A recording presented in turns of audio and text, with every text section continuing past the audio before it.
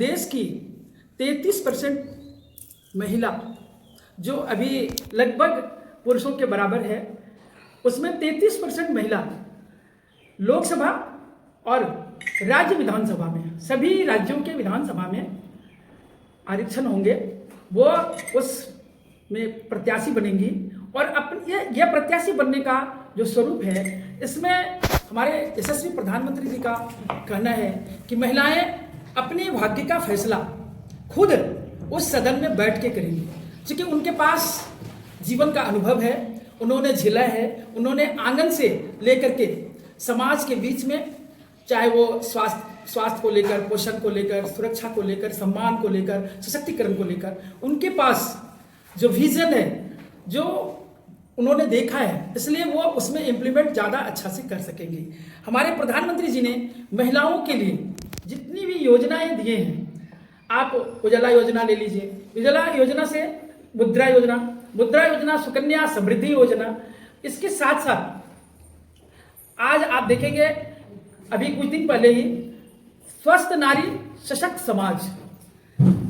मातृ जननी योजना, प्रधानमंत्री आवास योजना के माध्यम से उन्होंने ऐसे देश को एक ऐसी चीजें दी है। प्रधानमंत्री आवास योजना से पहले हमें जमीन संबंधी या घर संबंधी चीजों में हम महिलाओं का अधिकार नहीं था,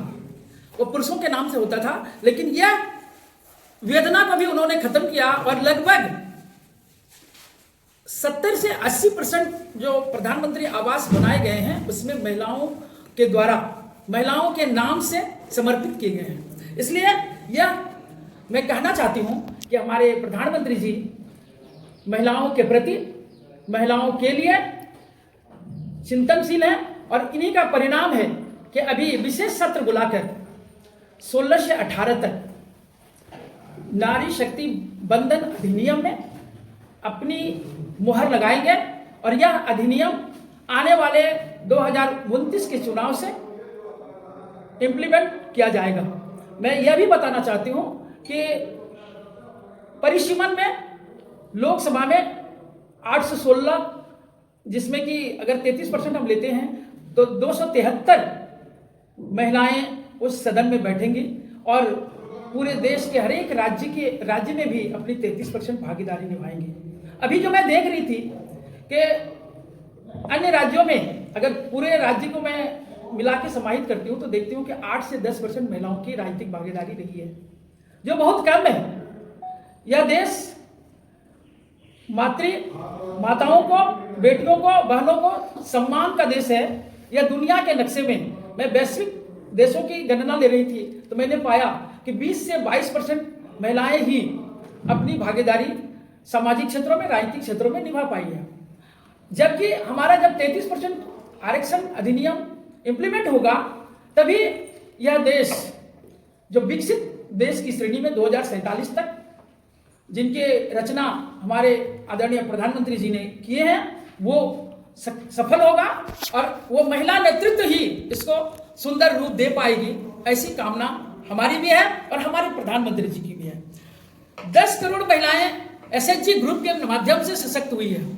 आपको मैं बता दूं कि वन स्टॉप सेंटर का जो 2017 में इसका पूरे देश के जिला में बनाया गया सखी वन स्टॉप सेंटर, उसका भी एक कारण सीधा है कि महिलाएं सुरक्षित रहे, उनके सम्मान की हत्या ना हो, उनके साथ कोई जाति ना करे, और उनको जाति अगर कोई प्रयास भी किया तो त्वरित उसकी कार्रवाई हो, ऐसी रचना हमारे प्रधानमंत्री जी ने किए हैं। जल जीवन मिशन के माध्यम से महिलाओं को सुविधा मिली है। आप उज्ज्वला योजना से देखेंगे कि महिलाओं को आज कामकाजी महिलाओं से लेकर गृहिणी महिलाएं भी इसमें अपने को बहुत सक्षम पाई हैं और आगे बढ़ी हैं। मैं इन सब बातों को इसलिए रखना चाहती हूं कि हमारे प्रधानमंत्री जी का विजन है कि आने वाले कल में जो विकसित राष्ट्र बनेगा उसमें महिलाओं की भागीदारी हो, महिलाएं अपनी भाग्य की रचना खुद करें, क्योंकि उनके पास जो अनुभव है वो समाहित होकर जब मिलेगा तब यह देश पूरा आगे बढ़ेगा। इस कार्यक्रम का एजेंडा क्या है? नारी शक्ति बंधन अधिनियम जो है, ये क्या है, क्या एजेंडा जो है कुछ इसका, इस पर भाजपा को क्या करना है? देखिए, भारतीय जनता पार्टी 16 तारीख को पार्लियामेंट में ये बिल ला रही है और ये बिल उस दिन रूपरेखा लेगा और सभी विषयों पर चर्चा होगी, सभी पार्टी के लोग उसमें चर्चा करेंगे और इसको मूर्त रूप दिया जाएगा कि आने वाले समय में जब भी चुनाव होगा तो उसमें हमारी 33% भागीदारी निश्चित की जाएगी, परिसीमन भी होगा। इसको लेकर के आज ये पीसी है और हमारा ये कहना है कि ये भारत के लिए ही नहीं, ये हमारा जो लोकतंत्र है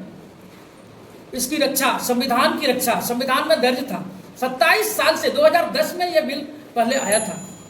आज 27 साल की प्रतीक्षा के बाद ये अपने मूर्त रूप में आने जा रहा है। यह संदेश आपके माध्यम से पूरे देश को देना है, महिलाओं को देना है, जन जन को देना है।